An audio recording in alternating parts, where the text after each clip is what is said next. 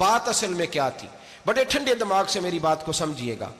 حضرت مولا علی شیر خدا کے بعد مسلمانوں کے متفقہ امیر بنے تھے حضرت امیر معاویہ۔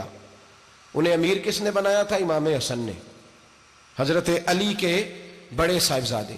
حضرت امام حسن نے ان سے صلح کی، انہیں خلافت دی، اور صحیح بخاری میں نبی پاک نے فرمایا تھا میرا بیٹا حسن سردار ہے، جب مسلمانوں کی جماعتوں میں لہو بہہ جائے گا تو حسن ان کی صلح کرا دے گا۔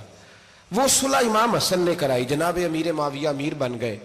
حضرت امیر معاویہ رضی اللہ تعالیٰ عنہ بڑا پیار کرتے تھے نبی پاک سے، بڑا احترام کرتے تھے حضور کے خاندان کا۔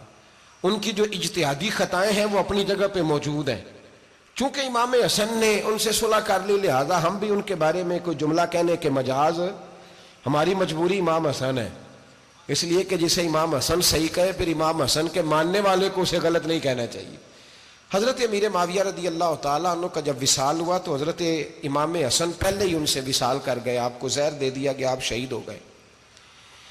امام حسین موجود تھے تو یزید کے بارے میں لوگوں نے کہا جناب امیر معاویہ سے کہ یہ ٹھیک ہے، مناسب ہے اور بہادر ہے، دلیر ہے۔ وہ جو ہوتے ہیں نا خوش آمدی ٹولہ، ہمارے ملک میں جو اچھی خوشامد کرے اسے اچھی وزارت ملتی ہے، اچھی وزارت اسے دیتے ہیں، جو ذرا صحیح بدتمیز بھی ہو اور صحیح وکالت کرنے والا اسے وزارت صحیح دیتے ہیں۔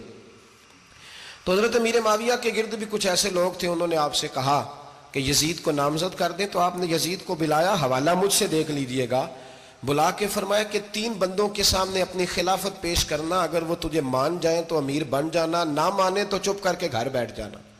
وہ 3 بندے کون ہیں؟ جناب عبداللہ ابن عباس، حضرت عبداللہ بن زبیر اور امام حسین رضی اللہ تعالیٰ عنہ۔